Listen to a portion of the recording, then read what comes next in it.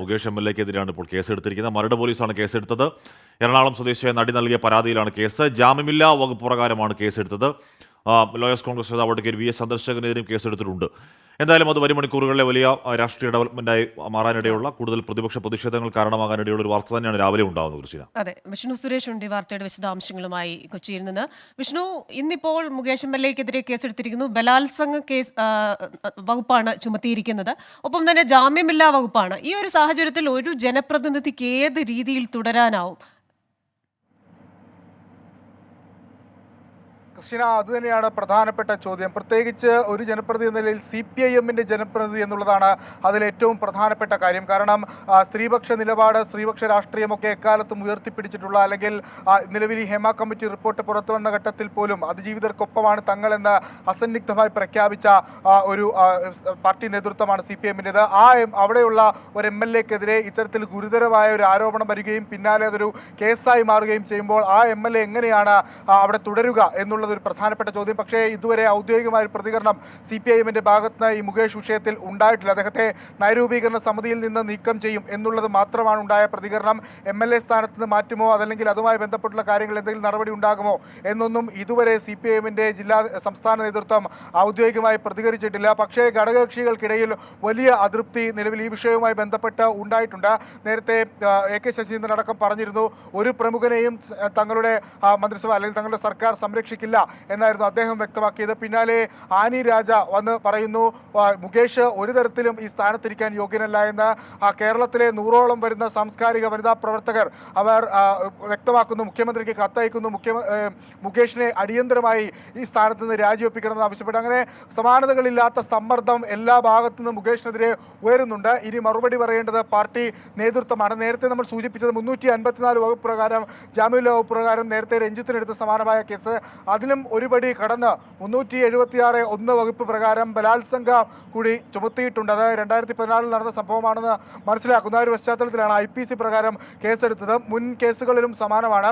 IPC പ്രകാരമാണ്, ഭാരതീയ ന്യായ സംഹിതയ്ക്ക് പകരം IPC പ്രകാരമാണ് കേസ് രജിസ്റ്റർ ചെയ്യുന്നത്. ഈ കഴിഞ്ഞ സംഭവങ്ങളിലെല്ലാം തന്നെ അത് കേസിൻ്റെ ആസ്പദമായ സംഭവം നടന്ന പശ്ചാത്തലം അത് മുൻപാണ്, 2016 ആ ഒരു പശ്ചാത്തലത്തിലാണ് അത്തരത്തിൽ കേസ് രജിസ്റ്റർ ചെയ്യുന്നത്. ഇനിയും കൂടുതൽ കേസുകൾ, 7 പരാതികളാണ് നൽകിയിരിക്കുന്നത്. അതിൽ നിലവിൽ 4 കേസുകൾ രജിസ്റ്റർ ചെയ്തിട്ടുണ്ട്. ഇനി 3 കേസുകൾ കൂടി വരാനുണ്ട്. അതും അല്പസമയത്തിനകം തന്നെ അതിൻ്റെയും വിശദാംശങ്ങൾ ലഭ്യമാക്കാനാകുമെന്നാണ് മനസ്സിലാക്കുന്നത്. ഗുരുതര വകുപ്പാണെന്നതിൽ ഒരു തർക്കവുമില്ല. മുകേഷ് MLA അറസ്റ്റ് പ്രതീക്ഷിക്കേണ്ടതുണ്ടോ, അറസ്റ്റ് ഭയക്കേണ്ടതുണ്ടോ എന്നുള്ളതാണ് അടുത്ത ചോദ്യം. അതിൻ്റെ മുൻകൂർ ജാമ്യത്തിലേക്കടക്കം പോകുന്നുണ്ടോ മുകേഷ്? MLA എന്ന രീതിയിൽ ആ വിഷയത്തിൽ ഏതെങ്കിലും തരത്തിൽ ഒരു ഇമ്മ്യൂണിറ്റി ഇല്ല വിഷ്ണു? ഹാഷ്മി, സ്വാഭാവികമായിട്ടും അറസ്റ്റ് ഉണ്ടാകുമെന്നുള്ള കാര്യം ഉറപ്പാണ്. കാരണം ഗുരുതര വകുപ്പാണ് ചുമത്തിയിരിക്കുന്നത്. ഇനി പോലീസ് ഏതെങ്കിലും തരത്തിൽ മുൻകൂർ ജാമ്യത്തിന് MLA അനുവദിക്കുകയും, പക്ഷേ മുൻകൂർ ജാമ്യം ലഭിക്കാനുള്ള സാധ്യതയും വളരെ തുച്ഛമാണ്. അറസ്റ്റ് ഉണ്ടാകും എന്ന് തന്നെയാണ് സാധാരണ ഇത്തരം വകുപ്പുകൾ ചുമത്തിയാൽ അറസ്റ്റ് ഉണ്ടാകുകയും പിന്നീട് ജാമ്യം വൽക്കരിക്കുകയാണ് സാധാരണഗതിയിൽ ചെയ്യാറുള്ളത്. പക്ഷേ ഇത് കുറച്ച് നാൾ മുമ്പ് നടന്നൊരു പശ്ചാത്തലം ആയതുകൊണ്ട് തെളിവുകൾ എത്രത്തോളം പോലീസിന് കോടതിയിൽ സമർപ്പിക്കാനാകും എന്നുള്ളൊരു ചോദ്യം, അതിനുള്ള ടൈം സ്പാൻ അവർക്കുണ്ടോ എന്നുള്ളൊരു പ്രധാനപ്പെട്ട ചോദ്യമായി നിലനിൽക്കുന്നുണ്ട്. സാധാരണഗതിയിൽ 376 വകുപ്പ് പ്രകാരം കേസെടുത്താൽ അറസ്റ്റിലേക്കാണ് കാര്യങ്ങൾ പോകാറുള്ളത്, അല്ലെങ്കിൽ ചോദ്യം ചെയ്യലിലേക്ക് അടക്കം കാര്യങ്ങൾ പോകാറുണ്ട്. അതിവിടെയും സംഭവിക്കുമെന്നാണ് നമ്മൾ മനസ്സിലാക്കുന്നത്. പ്രത്യേകിച്ച് അടിയന്തര സ്വഭാവം ഈ കേസിനുണ്ട്. ഈ പരാതി നൽകി അടുത്ത മണിക്കൂറിൽ തന്നെ അന്വേഷണ സംഘം നേരിട്ട് ആലുവയിലെ ഇവർ നടി താമസിക്കുന്ന വീട്ടിലേക്ക് എത്തി ഇവരുടെ മൊഴി രേഖപ്പെടുത്തുകയായിരുന്നു. ഈ മൊഴിയിൽ അവർ ഉറച്ചു നിന്നു എന്നുള്ളതും ഏറ്റവും പ്രധാനപ്പെട്ട കാര്യമാണ്.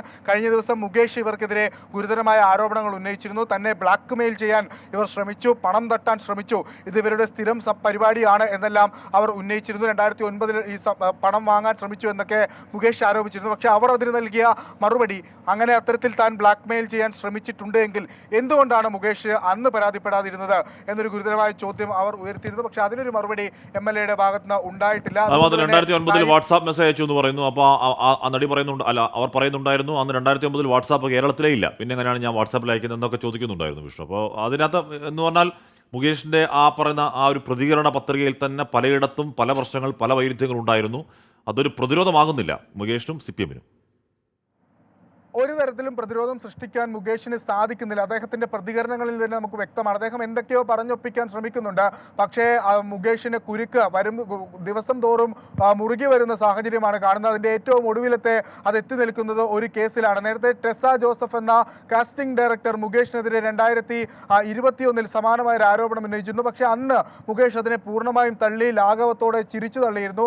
എന്നാൽ ഈ ഹേമ കമ്മിറ്റി റിപ്പോർട്ട് പുറത്തു വന്ന ശേഷം ടെസ വീണ്ടും അതുമായി ബന്ധപ്പെട്ട് പ്രതികരിച്ചിരുന്നു. ആ വിഷയത്തിൽ തനിക്ക് പൊതുസമൂഹത്തിന്റെ ഭാഗത്തുനിന്നോ പോലീസിന്റെ ഭാഗത്തുനിന്നോ ഒരു തരത്തിലുള്ള നീതിയും ലഭിച്ചില്ല. തന്റെ ആ പോസ്റ്റിനോട് പോലീസ് ഒരു പ്രാഥമികമായ അന്വേഷണം പോലും നടത്തിയില്ല. കോടീശ്വരൻ പരിപാടിയുമായി ബന്ധപ്പെട്ട്